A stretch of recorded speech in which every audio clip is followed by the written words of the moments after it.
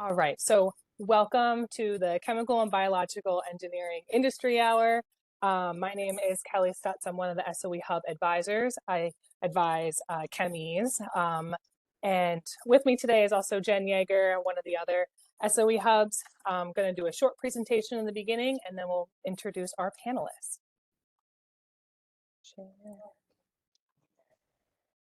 All right, so CHEMI has a few acronyms that I see thrown around, so I just want to put them on the screen here. So CHEG or CBE or CHEMI, you'll most likely hear those words being used tonight. And especially for our undeclareds who want to declare chemical engineering, you will use the CHEG acronym, so you know what you're putting on the form. All right, so our agenda today is we're going to go over some resources that RPI has. So the Center for Career and Professional Development. We'll introduce our panelists with 2 alumni and 2 current students. And then we'll have a formal interview, a little Q&A session. And for students who have questions, feel free to put them in the chat. I'll have my partner tonight, Jen, keep an eye on that. So then at the end of the session, we can answer your questions. Okay, so for the Center for Career and Professional Development, Emily and Kristen are your people. They are career engineering specific, so they can help you find internships, how to navigate Handshake, create resumes. And I think on the next slide, we can go a little deeper.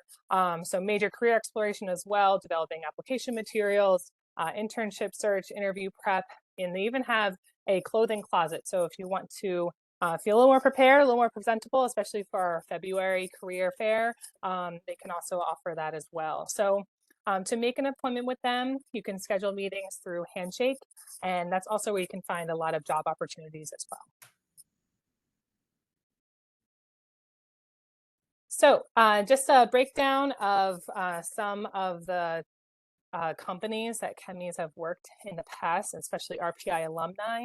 So you can see that there's kind of a breakdown of different areas that chemies can work for and about. And so oil chemicals, biopharmaceuticals, pharmaceuticals. So we were talking a little earlier before our session that it's quite broad.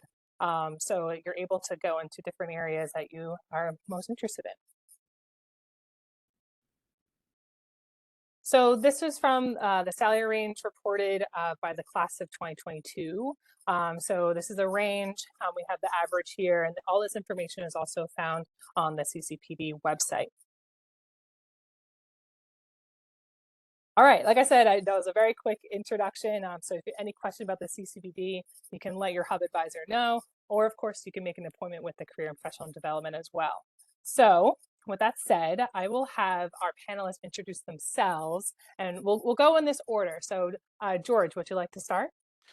Yes, so pleased to meet everybody. My name is George Delacos. I have a lot of RPI ties. I was an undergraduate at RPI when I first started. I got my undergraduate degree and stayed on for graduate work. And I worked for a couple advisors. I first worked in rocket fuels, studying rocket fuels in graduate school. And then I ended up working for Professor Plosky in surface science and solar cells. So a couple jobs I've had. I saw my a couple of companies I work for in the intro slide. So I worked for IBM first for making computer chips.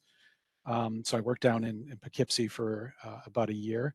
And then after that, I moved up to actually the Schenectady area, which is about 25-ish miles away from RPI. And I work in GE's global research labs there. So in that time, I've done a lot of different things. And so I've worked in materials, I've worked in a lot of renewable energy. I've worked in both solar cells and in wind power. So I did that for a number of years. And I actually more recently been working in aviation, so working on a lot of engine emissions. So there's a lot of changes going on in the aviation industry. They're looking to be much more sustainable. And so they're looking at new types of fuels.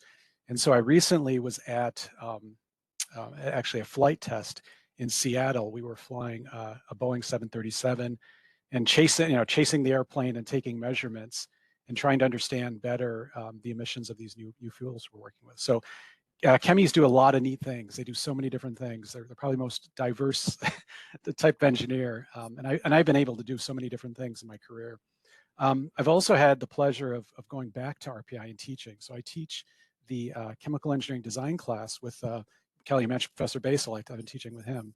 So I've been doing that for the last, actually it's about like maybe 17 years. But I love coming back. I love talking about chemical engineering and what we do and you know, some of the jobs. And so I always like, you know, kind of giving back and telling my story. So. Awesome. Thank you. All right, Grace. All right, thanks for having us, Kelly. My name is Grace Gianta, and I graduated from RPI in 2020 with my bachelor's in chemical engineering.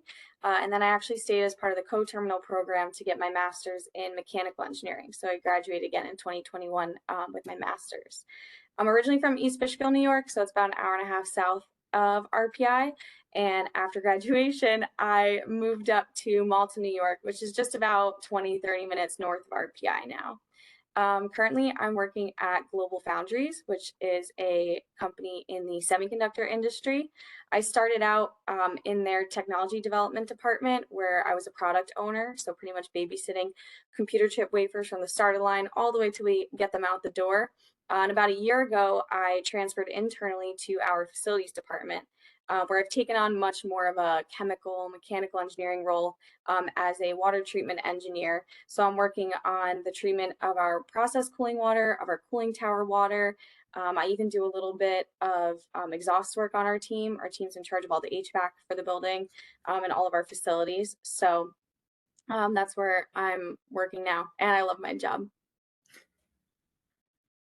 That's awesome. All right, Wolfgang. Hi, so my name is Wolfgang Mueller. I'm currently a senior in the Chemi program.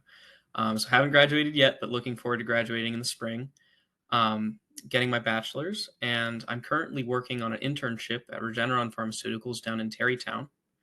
My background is sort of a mix of computational and experimental. I did some undergraduate research for about a year under Professor Belfort in the Biotech Center. So that was more or less purely computational.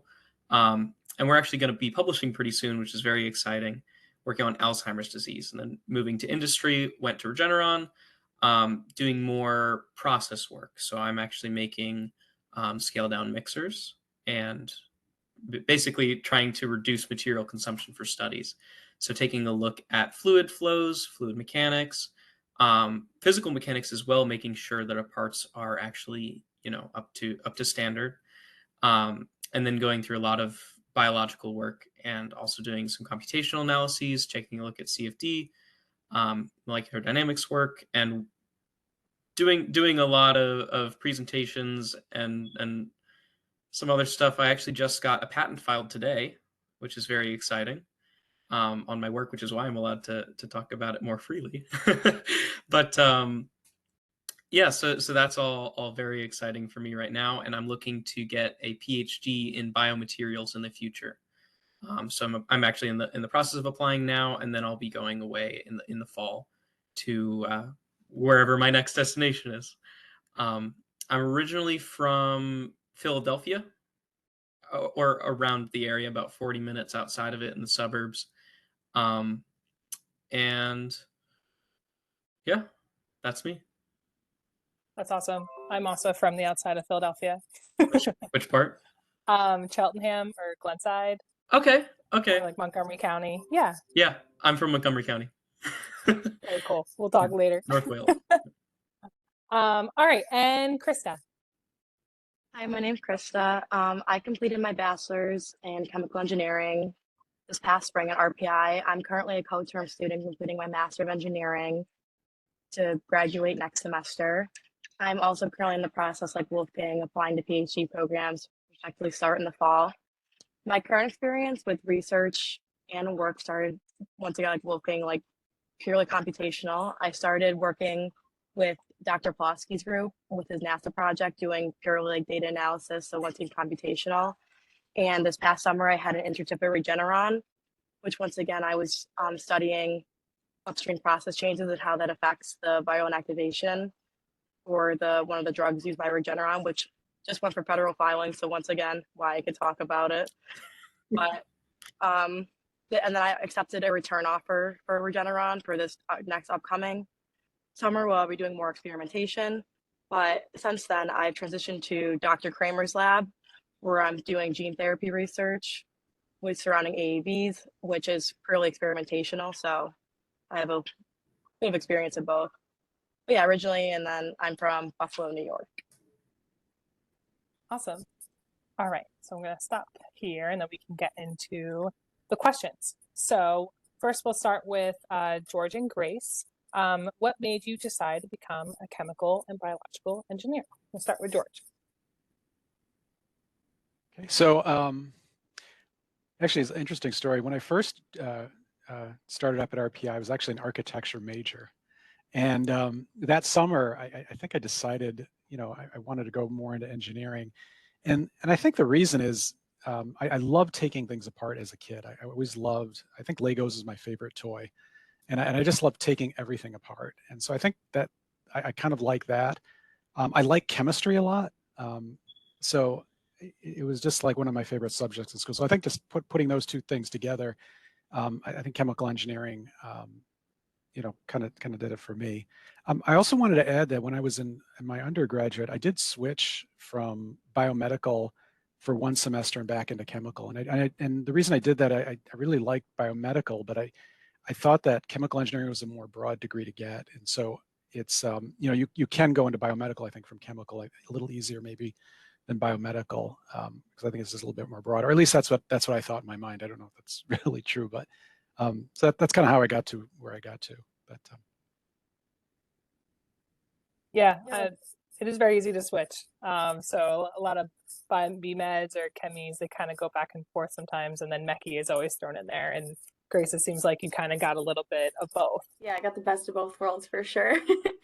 Yeah, when I was deciding, I really didn't know what I wanted to go to school for. I loved chemistry and I loved calculus, and I was like, what do I do with this? Like, I don't know how to turn that, what job role will really put together my passion for both. And I remember talking to, it was my AP chemistry teacher in high school after school one day. He's like, why don't you try chemical engineering? And I was like, that's too hard. You're ridiculous. Like, why would I even try to go for that?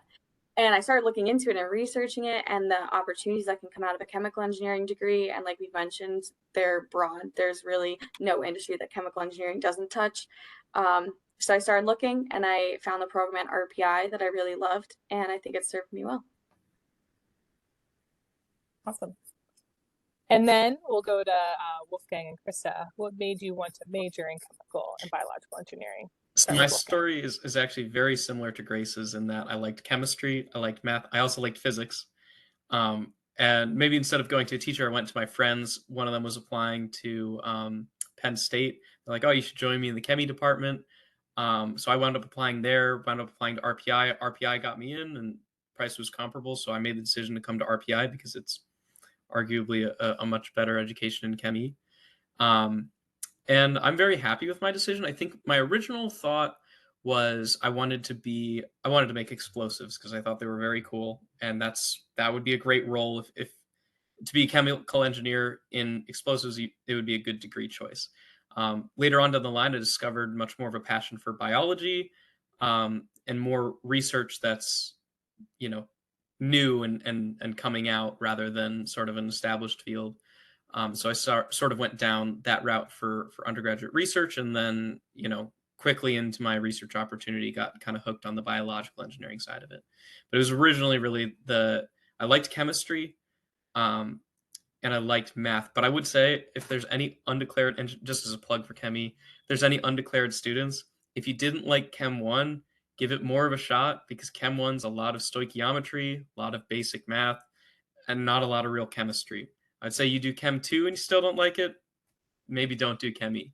But if you like the idea of making new materials, new chemicals, controlling processes, dealing with fluids, Chemie is a great choice for that.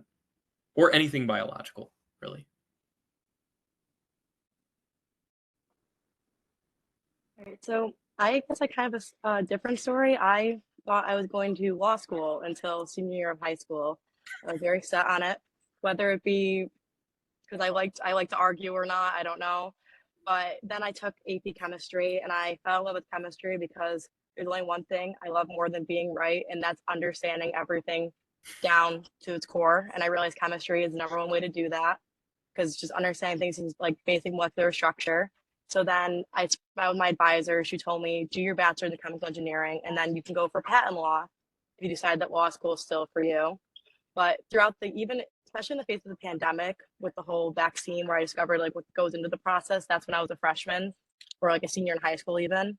I fell in love with biopharmaceuticals and this prospect in that, and realized I could make so much change in chemical engineering with how broad it was. So that's how I ended up here, and I'm very happy with my decision. Obviously, as I'm doing my master's and now PhD in chemical engineering, respectively. So Very cool. All right, this is for George and Grace. What is the day-to-day function of your position or the industry in general that you've seen during your work history? Go ahead, George. So like a day-to-day, I would say that I probably spend about half the time in meetings. And meetings are really important because you basically coordinate with other people what you're trying to do. And then the other half, you basically, and I work in research, so it's not, we're not making a bunch of parts. We're actually trying to make kind of like discover things. So a lot of times you're trying to figure out problems. And so even if you're not in meetings, you're talking with people and researching things and trying to solve things. So it's probably a little bit more different than I think somebody in like a manufacturing environment. But I think all engineers, and that kind of, engineers versus non-engineers, you're always trying to solve a problem. So you're always trying to work with other people and do that. And I think one of the things that I learned from my career was that communication skills are so important. I mean, you can't really teach that, but it's something you use throughout your career. And so one of the things I maybe would have done differently if I could have done it over is maybe taken like a writing course or maybe some speaking courses, or those are the things, because you use it so much, just these communications. So I communicate a lot, and I wish I could get better at it, but that's something I could always improve on. So in my role, I work in a manufacturing plant at Global Foundries, and in the facilities department, my day is spent, and it could be a wide variety of things. So I'm either in meetings with my teammates, with some of the modules. If you're not familiar with semiconductor manufacturing, there's a bunch of different steps in the process. So you go from litho, where you're printing on a wafer, then you might go to etch, where you're etching this pattern down into a wafer. There's clean steps, chemical mechanical polishing, which is CMP. There's a lot of metrology involved. So there's this really long process that these wafers have to go through. So we might be meeting with the module reps. I might be out in the field, and by that I mean either on the manufacturing floor, which is in our clean room. So if you've ever seen the bunny suits, there's a lot of times where we might have to go into the field, into the fab, to check on some of the facilities equipment that's in there. I might be in the sub fab, which is exactly what it sounds like. It's right below our fab, where you're not in the bunny suit, but you have a hard hat, neon vest, steel-toed boots, and you're out there like literally boots on the ground, checking for any leaks, detecting any issues with the equipment, vibration analysis, all that fun stuff. I might be working with technicians, I might be working with engineers. So there's a wide variety of things, which is kind of why I love this role so much, especially coming right out of college. I'm only 2 years into working out after I graduated RPI, and I feel like there's just so much hands-on activity that I can really put all the knowledge to the test. So Very cool. It's really hard to put one of those suits on. I feel like you see them in like some of the shows. Awesome. All right. Well, and then also for George and Grace, what job titles and roles are common in your industry? So a lot of titles are basically like they kind of go in either in a technical role or maybe like more of like a management role. And I think that's kind of like an important thing you got to kind of figure out as you go along your career. I've always liked doing technical stuff, getting my hands dirty. So I've always been on the technical side. So you tend to, when you first start, you kind of are learning, and you work under somebody, and then at some point you work, on your own. And then, later on, you'll basically be kind of like telling other people or organizing teams, so that's kind of on the technical and management side. You can lead teams but you're maybe not in the technical side. So I think that's, you start off with like, again, it just really depends on where you want to go. If you want to go more on the technical side or say on the business side. A lot of people kind of equate moving up the ladder with the business side, but it just depends on if you really like the technical side of things or you like the management side of things. So I've kind of done a little of both.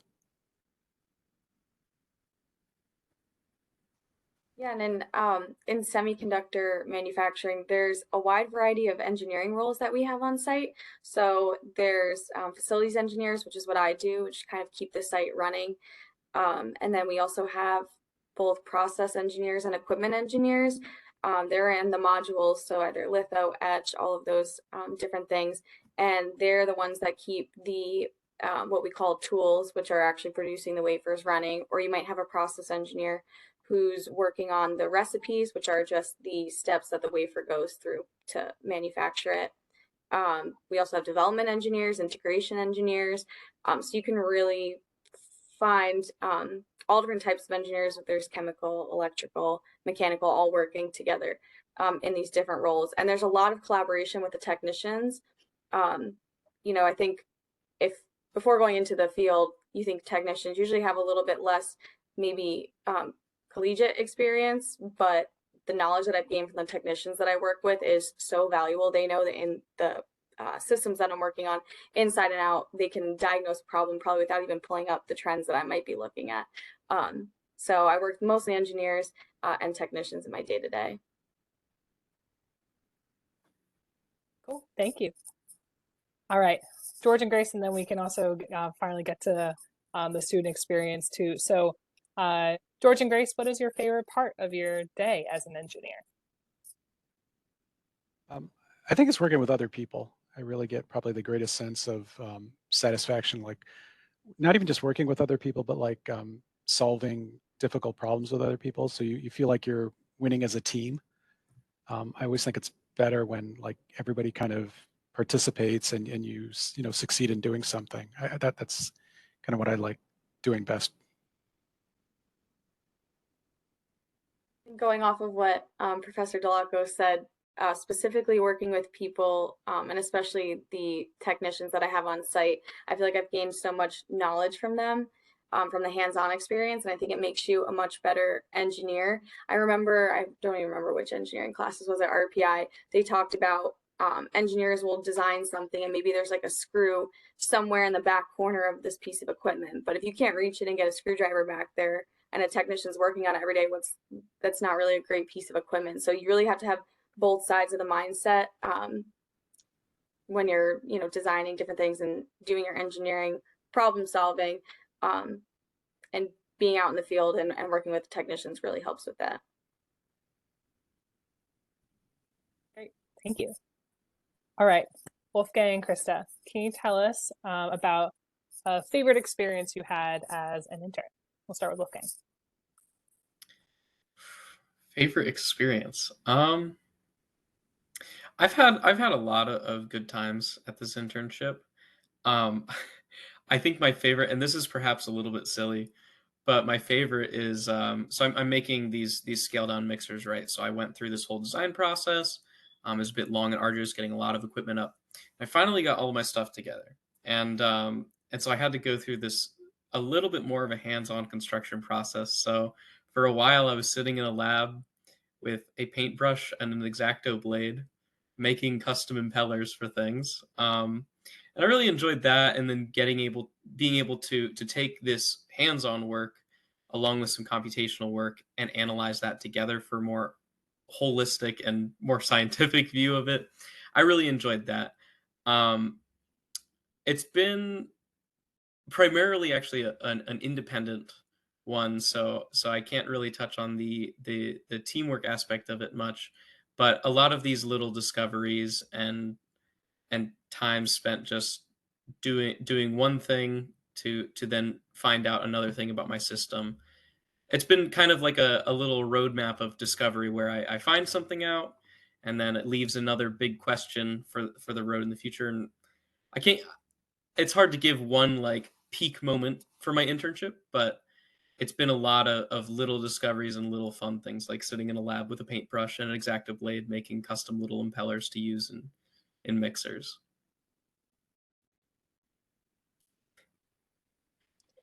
I would say my favorite part of my day as an intern was being able to sit. I was always a manager to see as much as I could, like sit on meetings, because people don't realize that one of the most valuable things in internship can also be figuring out what you don't want to do. And that happened to be my experience, which it was a role that I probably would have applied to post bachelor's. And I realized that the effect I wanted to have and the change I wanted to make was on the side of management and leadership, which then shifted me to go for a PhD, specifically with ones like centered around management. So I could be put into a position like that. So people need to like also give credit to internships where you maybe don't have the blast, because it saves you from doing something that you would not have wanted to later in life. That's very true. That's very true. Sorry to go back, but I learned during my internship, one of the biggest things I learned was I'm not a fan of production environments. I would never want to put on that bunny suit. I like more of taking a step back and sort of discovering and planning a little bit more than the direct, here's a set of rules, GMP environment or GLP environments. You have a checklist, you have certain quality things that you have to keep in check. I like things a little bit different than that, and I really learned that through my internship. There were a couple of experiments I had to run in some pretty strict environments, a lot of very careful aseptic handling of material. Biological materials are very expensive, and that, although I didn't like it, it was very important for me to learn that, because as with Krista, there were some roles that I might have applied to later on and just really would not have been happy in. It's also how I found out I wanted to pursue a PhD, because I realized a bachelor role like this forever is really not where I want to wind up. Um, so yeah, definitely internships are very important for the things you don't like and learning that you don't like them. A great point. It's a great message across the board. I think I'm going to skip question 5 because I think Grace and George kind of talked about their hands-on experience. So we're going to go to the next questions for everybody. What did or does your undergrad experience look like? Did you do internships, join professional groups, undergrad research, other extracurriculars? And can you make any recommendations of organizations or clubs to our current students? And we'll start with George. So I did two main things. So one, I did undergraduate research. So that was like a really useful thing to do, because it basically you get to basically do sort of really interesting stuff, and you can do it, maybe like a one day of the week, or very like a limited time, and it's not it really depends on like how much time you have, or at least when I did it, it was very flexible. I worked with Professor Kramer doing like bio research, and then I worked with Dr. Fontaine, who's no longer at the department, but he was doing like basically rocket fuel kind of research. And so within like a year, I was able to try those two very different things. It was on campus, and it looks great on a resume. So I would strongly suggest, if you haven't got an internship, that's also an easy way to get experience. I also was part of the AICHE, which was basically a professional organization for chemical engineers. And I had a little funny story here. I basically joined that club, and it was very useful to learn about chemical engineering. But when I was on it, I was a student representative, and I got to talk to the faculty while I was in AICHE. And so it gave me the opportunity to talk to professors outside the class, and I got to know them better, and that led to like a summer job with Dr. Fontaine. So it's like these things that, the more, I guess the point I'm trying to make is that the more you get out of your comfort zone and you join stuff, you make connections, things you can't kind of predict is going to happen. It might happen. So just whatever you do, it's a getting out of your comfort zone. You may not want to do it, but you make these connections that can go places you never would kind of predict.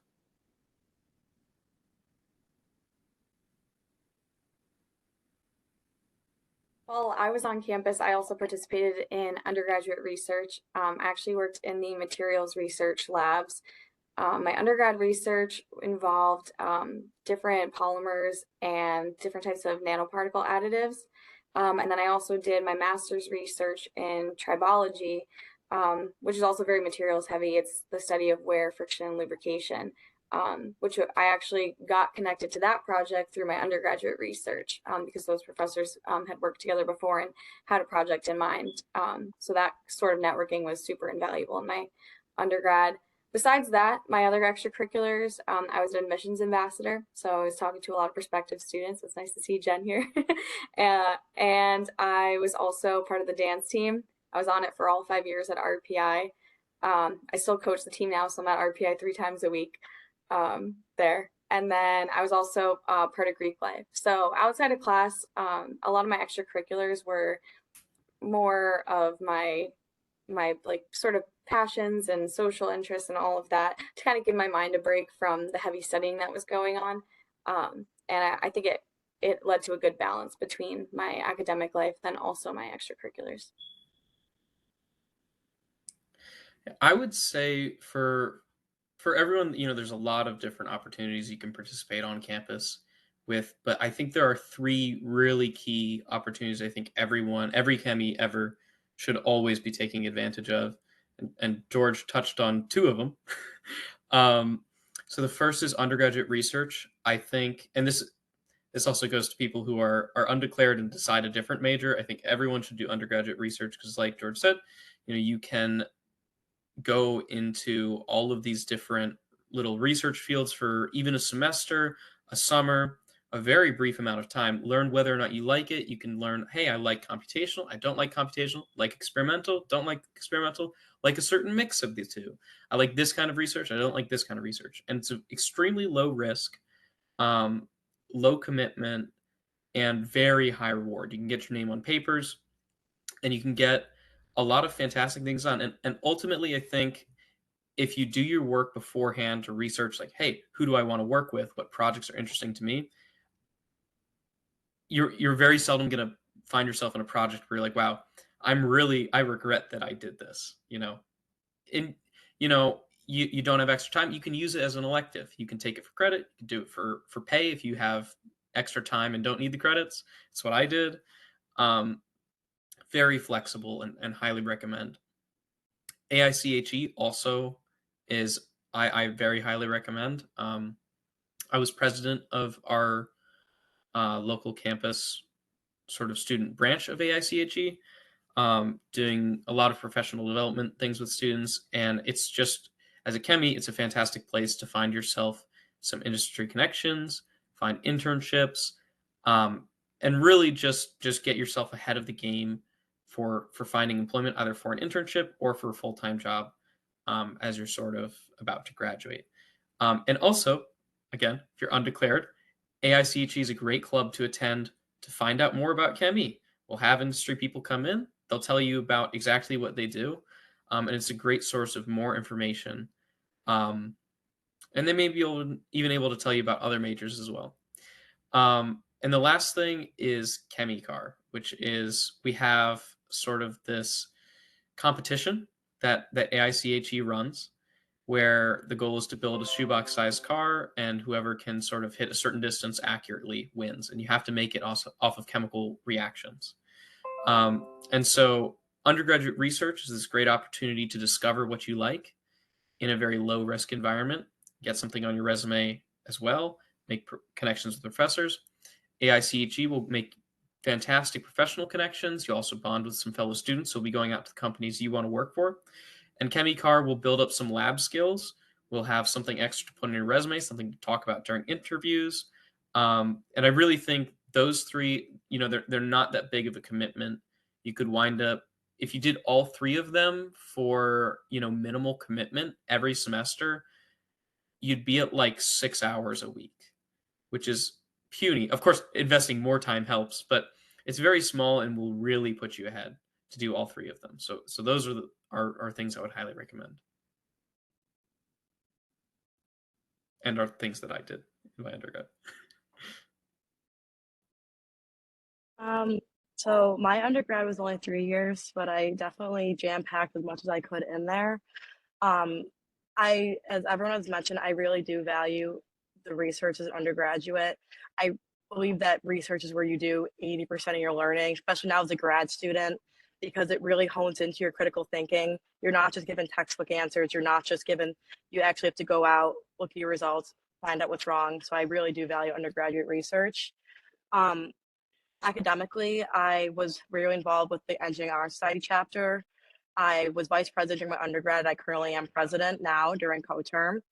I was a lab facilitator for Physics 2 and a student assistant for IEA, which no longer is required for chemical engineers, but it's the introductory forced statics course for freshmen. I also was really heavily involved in Greek life, which I think people also severely discredit the professional development you receive in Greek life.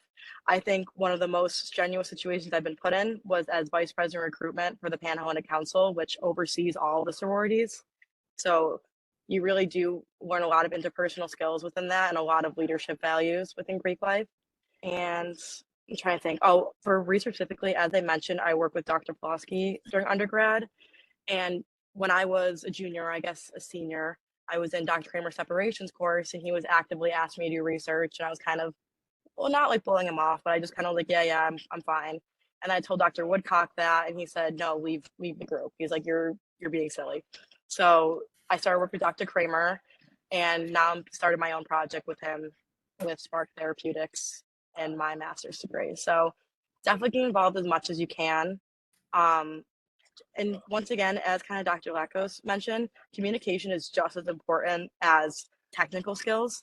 If you can't hold your own in an interview, you will get picked over someone with a lower GPA. They want someone who can work in a team just as much as they want someone who can solve complicated problems. So definitely join clubs that aren't just purely academically driven, but will give you those leadership qualities that you need. Yeah, comm intensive is a requirement for a reason. So we hope students are learning something that they could take to the interview. And that kind of goes into our next question. And this is for everybody. Very often students ask if the courses that they are required for the major are used in the workplace of an engineer or an internship position. Do you find that to be true? If so, can you elaborate on specifics? And we'll start with George. You know what, the thing is that courses are very, very valuable because they give you a base of knowledge, but it's almost impossible if you think about it to predict exactly where you're going to work. So one of the biggest kind of skills you have is learning on the job. So it's being able to figure things out from kind of like that basis of knowledge. So if you know how to kind of if you know how to solve problems or know how to find out how to solve problems, that's just a skill you have to use. And I just think it's I think you should try to take classes that you think that really interest you, because if it interests you, you're going to try to find a job in that, and then you're going to do something you like, and you're going to learn on the job anyway. So I kind of think it as, if you're really, it's more important to almost figure out what you're really interested in and find that out, versus I want to take this course because I think I'm going to need it to get a job. I don't. It's kind of like, you find out the first part first, and everything kind of falls in its way. And everybody has to learn on the job. It doesn't. I've never seen it hold anybody back if they didn't know something, because they just learned it. So anyway, that's my thoughts on that. I think for me, the two courses that were really stand out were senior process design, which I was lucky enough to take with Professor Delacos in my fourth year at RPI. And that class really teaches you how to manage time effectively, work as a team, and then of course, really it's the culmination of everything you've learned in your chemical engineering degree. But you're designing a process from start to finish, right? From raw materials all the way to a final product. And that's a big undertaking at the beginning of the semester, So you really have to set those deadlines for yourself and your team for, okay, we're going to have this proposal done at this time. We're going to have this paper done here and this part of the design done by this time. It's not, you know, some of it's our professors saying we need this handed in on this day, but it's also you working with a team to manage this project effectively all the way through the end of the semester. So that was a really big one for me. And then the other one is CPDC, which is Chemical Process Dynamics and Control. I believe was taught by Professor Beckett when I took it. I know Professor Hedden teaches it as well. That was one of those classes that I always wish I paid a little bit more attention in now in my current role, where you learn about feed forward control, feedback control, and everything in between, which is really important in my water treatment position that I have now. So I can say for sure that the courses that you're taking right now at RPI will most definitely be used in some way, shape, or form in whatever role you decide to pursue.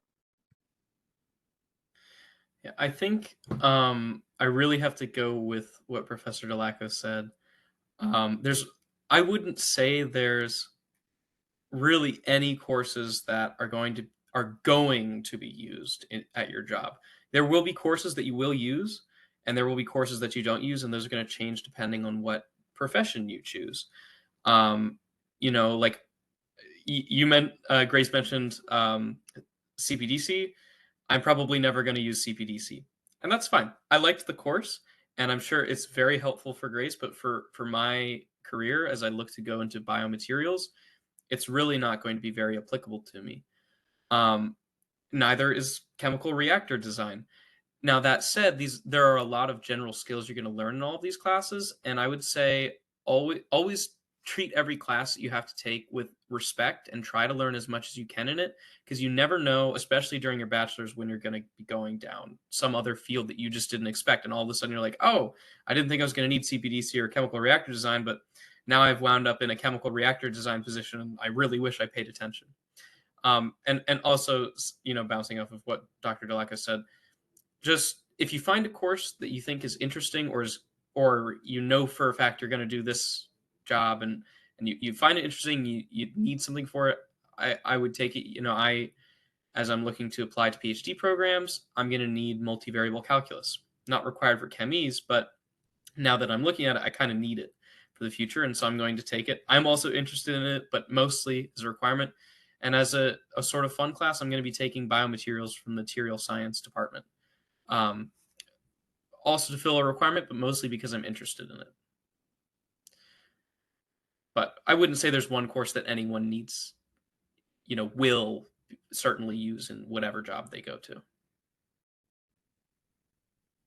Once again, I kind of agree with the previous answers. Everyone that I know who's gone in industry say you kind of learn on the job as you go. However, I think the classes give you that intuitive sense of systems and how they work. When something goes wrong, if you don't understand what's happening or how to fix it, that's what's going to make you a standout employee, being able to adapt change, actually understanding what it is that you're doing, which is what you're going to learn in classes. I'm gonna be honest, the other day I Googled what the derivative of like the natural log of x to the negative second power was. It happens. That's Calc 1. But so sometimes, you know, the little details is not important, but the grand picture of how systems work and how chemicals work is what you really need to take from education here to go to your job, so you can no, this is why this is wrong, and you'll make further in a company and advance your way through it, let alone remembering every single detail and every single equation that you learn throughout every class. Yeah, definitely. Although I will say, actually, going back on my word before, I think there are a couple classes that will help you with that mindset and problem solving a little bit more. I think for any chemie, you may not use transport equations, but understanding how transport works fundamentally will apply to most things. Most things. If you're dealing with a fluid, it'll help. Also help with the classic answer. I don't know, but I know where to find out, because somewhere at some point in my time, I knew we talked about something like derivatives. Oh, Yeah. okay, I know where to go. So it creates all of those skills. Thank you.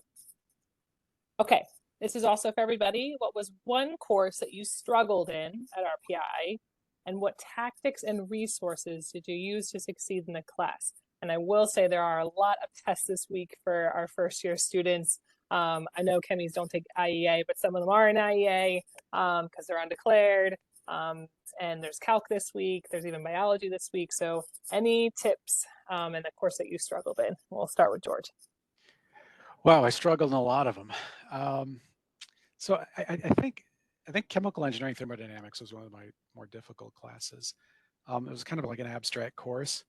But one of the things that I found, and it was right about that time I started going to the chemical engineering faculty lounge. So when I was in school, there was no bio building. There was just one building, Ricketts, that all the chemical engineering professors were at, and everybody was there. So there was no other place. And so I started working there, and it basically gave me the opportunity to, one, work with other people like a lot more. And also you had professors that were just maybe like 15 feet away in their offices.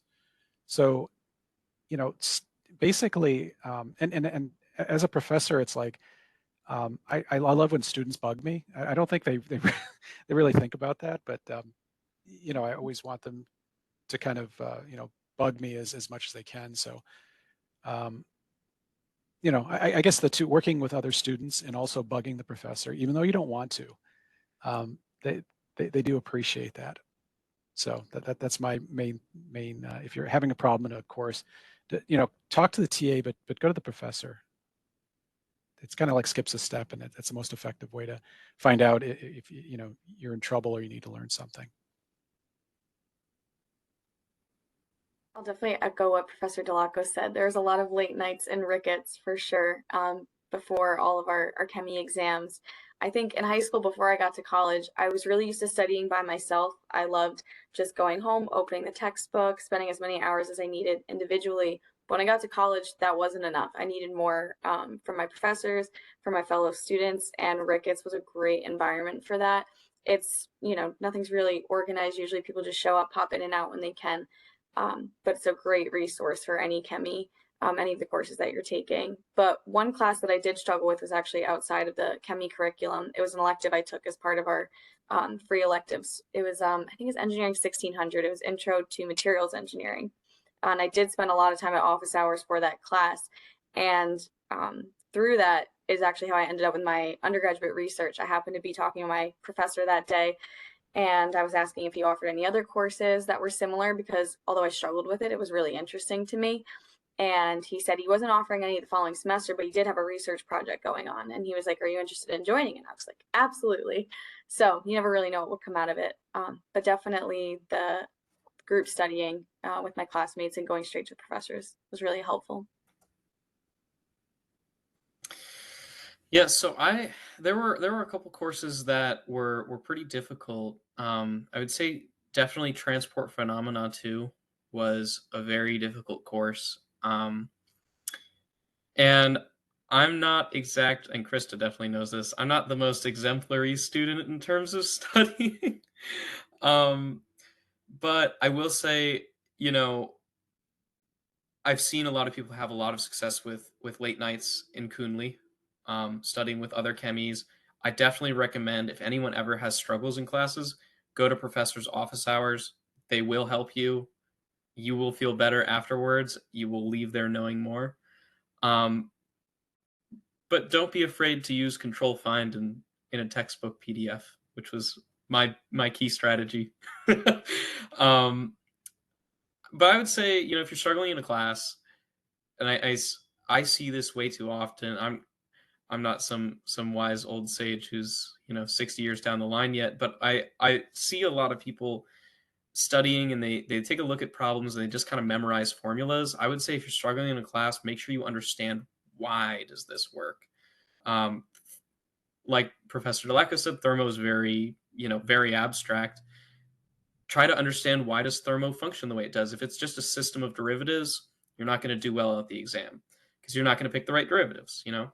But if you understand why thermo works, if you understand why do microscopic balances work, you know, in this specific way, you're going to find the equations easier to use. And you may even find, for some of the more simple ones, especially in chemical reactor design, you can derive them on the test without having memorized them. Because if you understand conceptually things, I think all classes will be easier for you. And if I can interject, so Wolfgang, that was a great point. I think if you can explain something to somebody, I think that's like one of the best ways to figure out how much you really know. Yeah. So I think when you work with people and you're studying with people, ultimately you'll try to explain something to somebody, and you'll be like, oh, I guess I really don't know that. Because to Wolfgang's Right. point, if you can explain how it kind of ticks, then you're in a good place. Explain how it takes, especially I like visual things. Taking Drawing. drawing out cubes with ins and outs and generations and shears, and I think being able to explain and looking at it visually, yeah, is very important for understanding. Yeah, I was gonna say exactly what Wolfgang was saying, is that you have to be able to break it down. There's a reason why our Meeble exam was open textbook and had an average of 60. You could It have it was right in lower front than of that. you, 56, 53 maybe. But there's a reason why you could have the information in front of you. If you don't know a system you're looking at, that's what I say. I take a problem, even if like you don't go to the answer key first, I will always do a problem completely wrong first before going to an answer key, because your wrong work will show you exactly what you weren't understanding. And what wrong chemical engineering is all in the assumptions that you make based off the prompt. So doing it wrong will show you exactly why you thought wrong and why you shouldn't do that in the future. This doesn't apply to the class I struggled with. It was ICE, Intro to Computational Chemical Engineering, because I look at computers and they start on fire. I'm not a code person.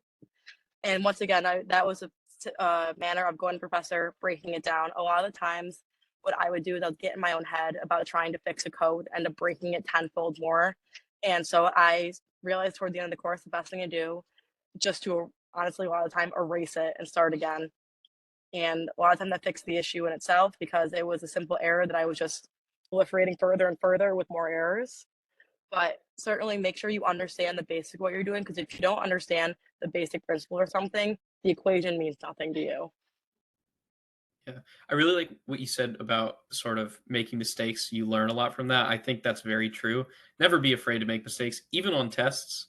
If you're sitting there, you're confused about a problem for 10 minutes and you're just like, I need to write the right thing down and I can't write anything else down. Professor Karande told me this back in Meeble, and it's very true. Just start writing, and your thought process will start to move on the paper, and you may take a wrong step, but it's a lot easier to take a wrong step halfway through and I need to go back to this midpoint than just looking at it for 10 minutes, just like, what am I doing? Why did I pick chemi as you're failing the Meeble exam before your very eyes? It's just, I think learning from mistakes on homeworks and tests is very important. And also as one final last point on this, if you can't understand things and you can't explain things and you can only list equations, you may even do well on tests sometimes.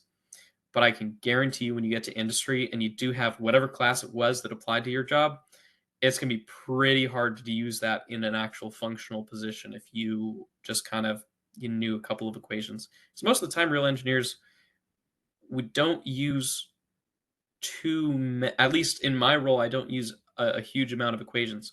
Most of the equations are kind of solved by a computer, and understanding the assumptions, understanding the inputs, rather than doing most of the calculation myself is very important. And it comes from a more conceptual understanding. Yep.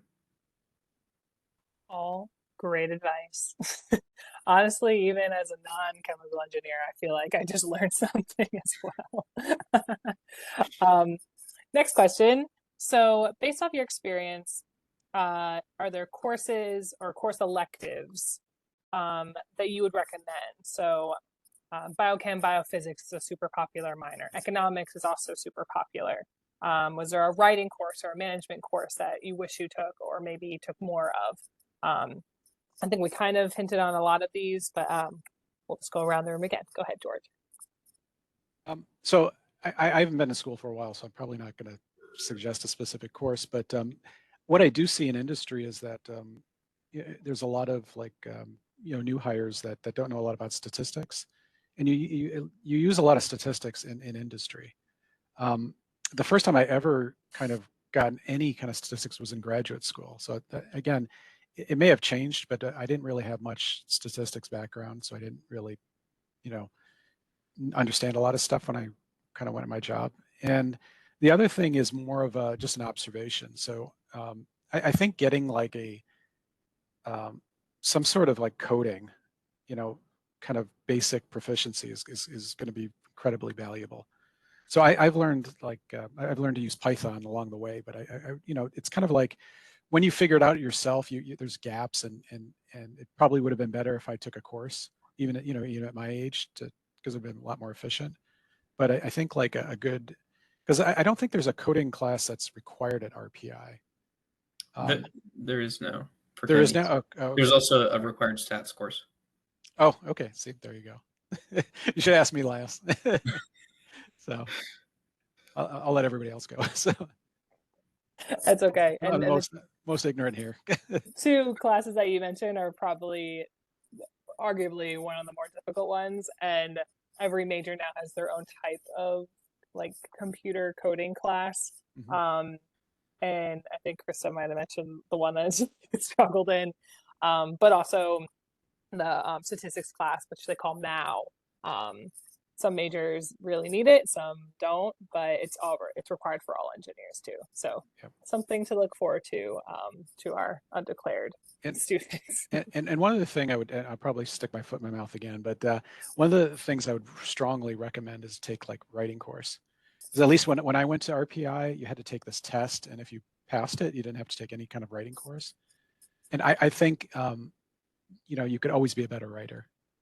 I would have taken it in a heartbeat if, you know, if I knew better. It reminded me of when we were talking about just start writing, just start seeing what happens, and that happens. And I feel like a lot of the Haas courses, because writing may not be, you know, a STEM student most excellent skill, but even just getting started, there is a communication intensive requirement now, part of their Haas requirement. So they do take something. It's required to at least get it done their first 2 years, because I think it helps down the line. But yeah, they are making some positive changes to the curriculum for sure. Unfortunately, though, I have a bit of a gripe with the communication intensive requirement. What happened? Just because I just think for engineers, the type of writing they have you do for communication intensive is just kind of, it's not it. Yeah. Like I think like I had to write, I want to say I had to write some kind of like narrative. I'm never going to write a narrative as an engineer. Like a technical report class would do me wonders. Or a class on doing, now I'm learning, I wish I had a class on like PowerPoint presentations because I'm awful at making them. And I've had certain comments be made by my boss and his boss on my presentations. I wish I had a class on that, but there at least is at the end. Senior lab for Chemi does have some report making, and I think chemical process design is communication intensive, but I haven't taken that yet, so I don't know what that's like, but It is. Lots of it is. writing. Okay. Yeah. So well then, you know, you felt convicted that we need to learn writing. I look forward to learning from you of it next semester. That's awesome. Grace, were there any course electives that you would recommend? Yeah, I think I really used those electives when I was in college. I didn't really know what path I wanted to take when I graduated, like what role I wanted to go into. So I tried to use those electives to narrow down what I liked and didn't like. So I was just really trying whatever fit into my schedule, and maybe sparked some interest in me. So one of them was the course I mentioned earlier, the Intro to Materials Engineering, which got me my research opportunity. And then another elective I took was semiconductor electrochemistry with Professor Chakrapani. I think that one's cross-listed. It might be Chemi and Meki. Not sure which. It's cross-listed as another course. And now that I ended up in the semiconductor manufacturing company, even though I'm not the one that's, you know, designing all these different features and transistors and doing all the N doping and P doping, I can understand those conversations and have a good conversation with engineers in those roles and have it make sense to me, and at least kind of understand what they're talking about and be able to communicate effectively. So for me, those electives were really used just to kind of explore different paths that I thought I might be interested in, to really narrow down what I like and what I didn't like.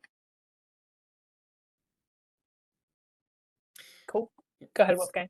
I think, you know, you should take, like was mentioned before, I think you should take 1 or 2 electives at the very least on something that, you know, you think you might be going into. Like if you're going into semiconductors, doing a semiconductor class. For me, doing a biomaterials class. A writing class, presentation class, those are great options. And I also, sorry, I have a little bit of a gripe with our coding classes as well. I think we jump into it a little bit from a strange angle, and I went into it from an interesting perspective of someone who already knew how to code, so I was kind of biased. But most, if not all of the people that I knew who had no coding experience didn't really learn much and didn't do well in that class either.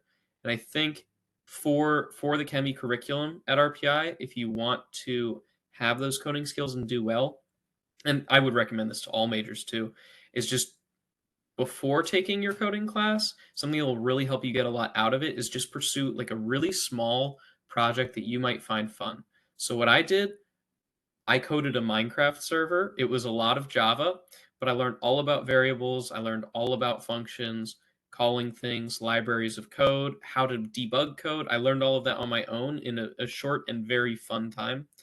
And I would highly recommend that because once I got into the computational class, all I had to learn was the math and a couple of new syntax bits and learn if you learn a couple of computer languages, which is a great skill to have, learning the next one very simple. I mean, like I know about 5 of them already, and getting a functional understanding of like Fortran took me like 3 hours because all I had to do was just look up syntax. Once you know how to code, it's a very translatable skill, and you can learn new languages very quickly. So I would recommend extracurricular coding or private teach yourself how to code. Plenty of YouTube videos on that. So Is there a coding language you would recommend, especially for that computational class? I think if I had to pick one, it would probably be Python. It's not what we use. We use MATLAB, but the reality is no industry is using MATLAB because you can use Python libraries as MATLAB. And so why would the company pay an expensive license when they could just have you use Python? Um, Good if you want to wind up in other areas. Languages that might be good are R, C++ if you're doing some pretty heavy simulation work. If somehow you find yourself on nuclear reactors, go learn Fortran. It might not be bad to have some web design. You could take a look at like HTTPS, but I would say the best is Python. Second best is Java. I think Java is easiest to learn off of. So maybe Java then Python, maybe Python then Java, maybe take a look at R, but Python I would say is probably the most industry relevant language. Cool. Good to know. I feel like we get that question thrown off and then we get, oh, can I get a comp sci minor? And then we have to have a bigger conversation. I wouldn't do a comp sci minor. I think that's overkill, and I think Overkill. I think comp sci is easily the hardest major offered at RPI because I feel like when I look around my chemi majors, I see a lot of happy faces unless it's like test week. But when I look at the CS majors, I just see empty shells. There's no soul left in there. They've taken data structures and they're gone. I think a CS minor is just going to take too much time away from courses that are really going to matter in your chemi curriculum, and you're going to be too stressed about coding when I think you can learn more than you need for a career in chemi. You can learn more than you need in terms of coding by making a Minecraft server and having a fun time with it. So I would not take a minor. I really, unless you're like I need to do simulations and I want to do it at a research high level. I'm getting a master's or a doctorate, then I might say it might be worth it. But even then, I'd be iffy on it. For bachelor's, no. That's I fair. think there's a That's lot fair. better places to put your effort, like undergraduate research, than getting a minor in comp sci. That's fair. We're debunking this myth of getting a CS minor. Krista, were there any Yeah. electives that you would recommend? I'm going to give everyone here a very practical answer, and it might just save your life your senior year. Take Dr. Bazal's Aspen course. There is a clear divide when it comes to chemical process design of groups that know how to use Aspen and groups that do not, because you won't have any exposure. And if you're taking up, like, if you're spending 10 hours a day with Dr. Bazal trying to get your Aspen to work, and then all of a sudden it's the final week of classes and you have the rest of capstone to do, you will be very unhappy.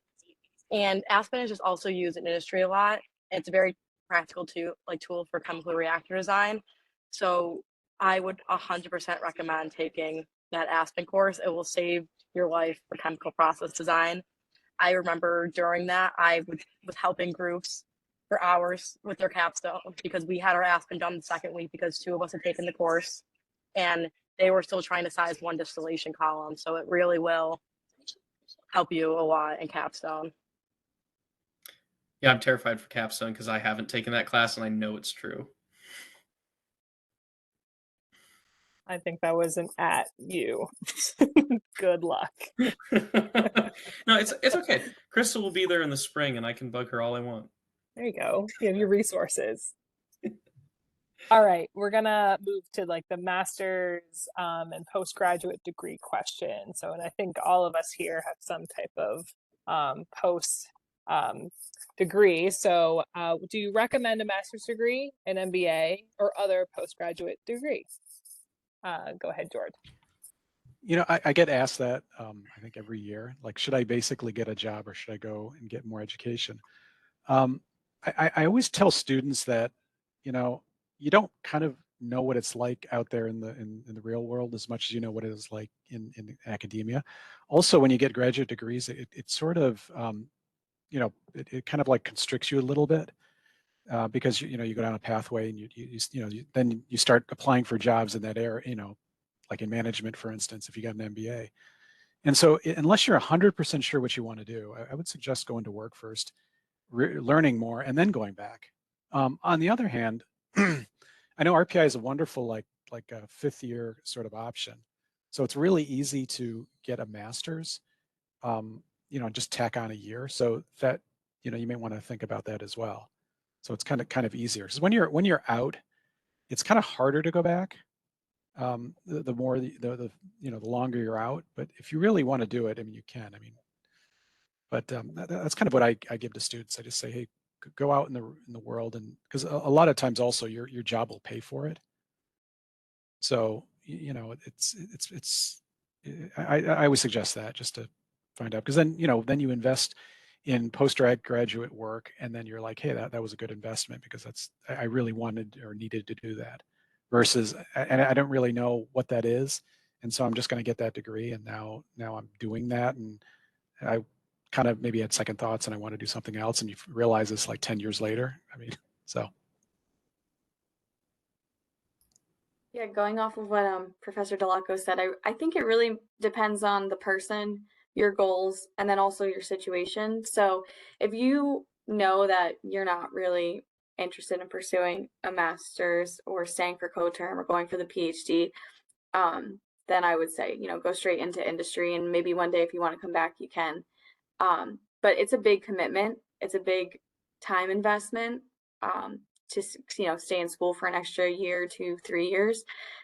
For me, financially, it made sense. I knew I had the goal that I wanted to do my master's eventually, and RPI has the co-terminal program. So all that financial aid rolled over for me and made a master's feasible at that time. So that's why I stayed for my 5th year. And I also chose to switch which major and which department I was in from chemical to mechanical, knowing that I kind of wanted to broaden, as if chemistry wasn't broad enough. You broaden even a little bit more my my opportunities for types of jobs I could look for. And I'm happy I did it when I did. And also, like Professor Delaco said, a lot of companies, global foundries, will help pay for your degree if you want to go back and you choose to do it at night. I know personally, after my 8 to 5, the last thing I want to do is start studying again. So that's also why I tacked that 5th year on. But I know myself and you know yourself. So I don't think there's a right or a wrong answer. I think there's benefits to both. I think it's very heavy. I'm looking at this from the perspective of someone who's currently doing their bachelor's, but just based on what I've seen in industry and what I've gathered, I would say it depends on what industry you're going into, and also it very much depends on how much you like research. Because the further you go, the more heavy you're going to be on research. So if you're going to be on a production floor, chances are bachelor's just fine. I know for at least for Regeneron, the vast majority of people who are on our production floors just have bachelors, and they don't need people with doctorates. They don't need people with masters, because most of what you're doing is you're taking a look at reactors, you're fixing them up, you're checking on them, you're doing diagnostics, you might be ordering stuff, and those things don't need a further education. You'll need some training on the job, but you're fine, fresh out of school with a bachelor's.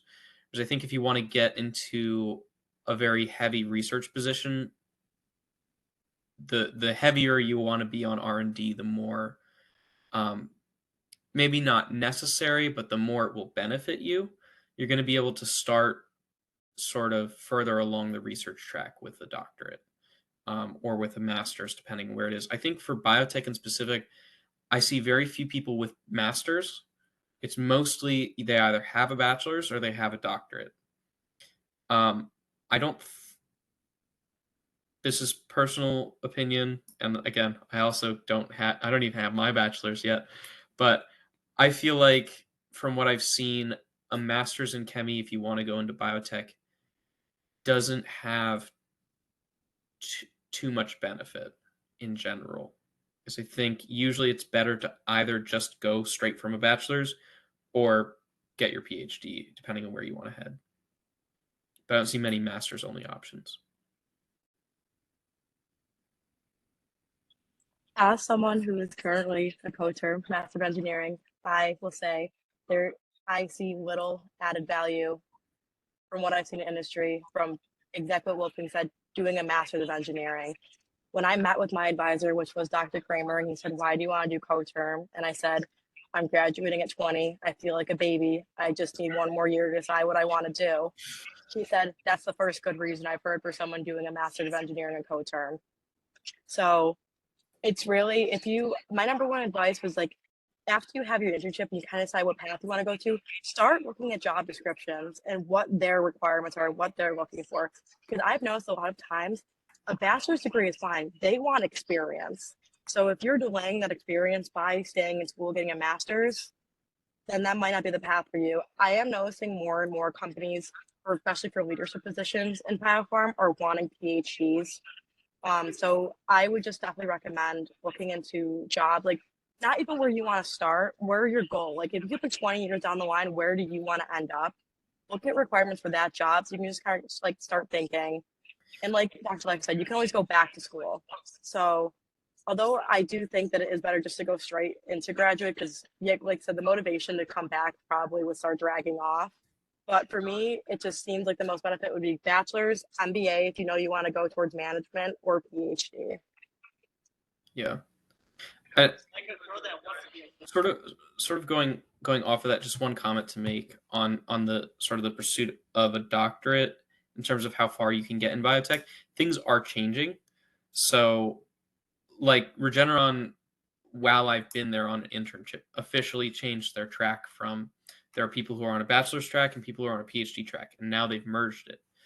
And so it's actually pretty easy to get on a higher research level from a bachelor's. But sort of the starting position is different, because like Krista said, they're starting to value experience a lot more. And I think what some people have taken a note of, and sort of the trend has been, is, why is this person who's been here for 6+ years, they know exactly how we do everything, why are they not able to proceed further in research leadership? But I think it depends on where you want to go. I want to run a laboratory group, and I want to do advanced research.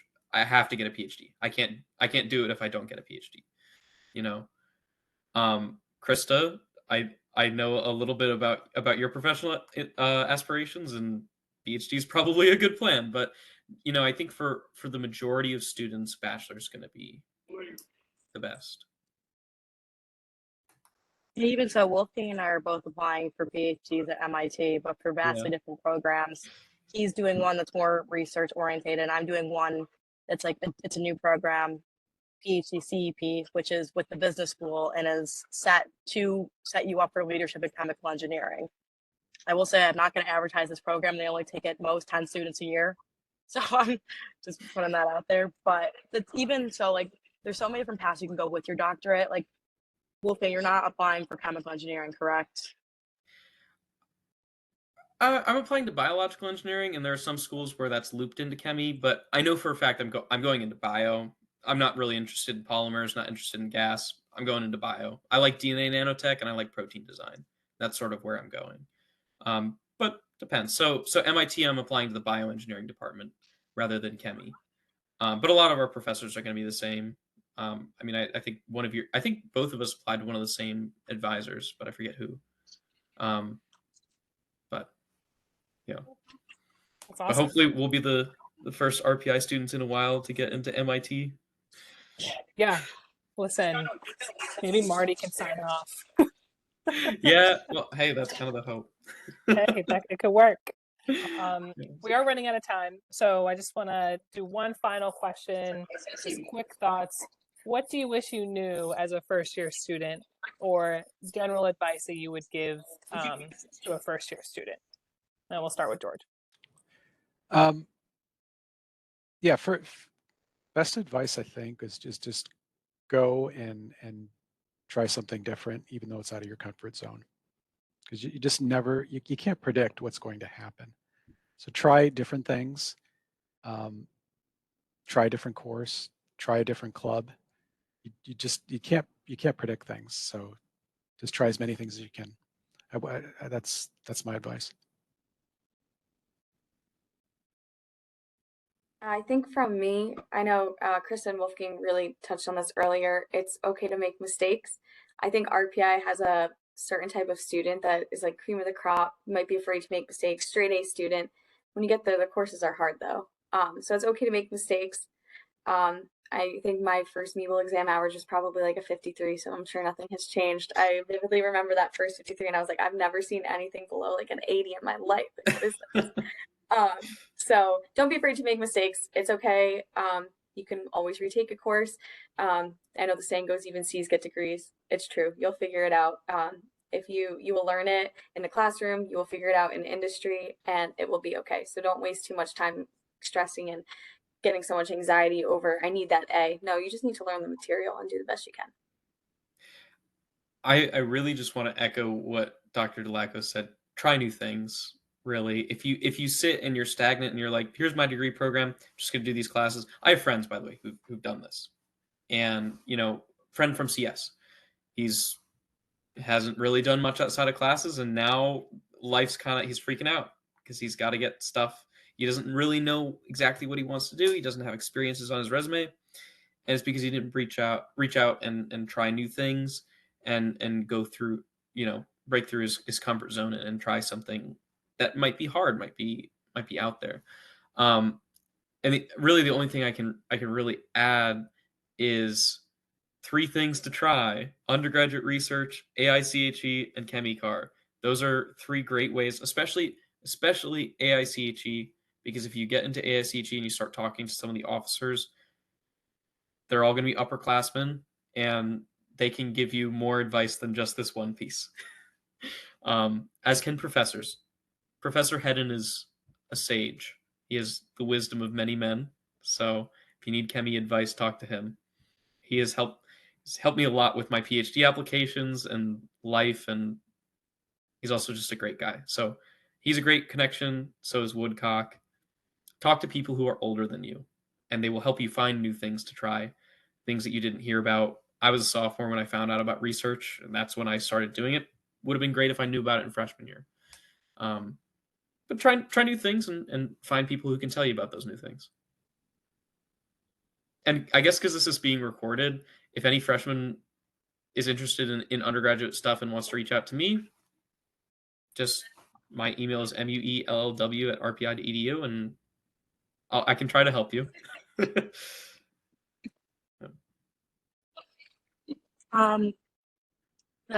This is gonna sound really hypocritical coming from me, but my number one piece of advice would be don't race to the finish line.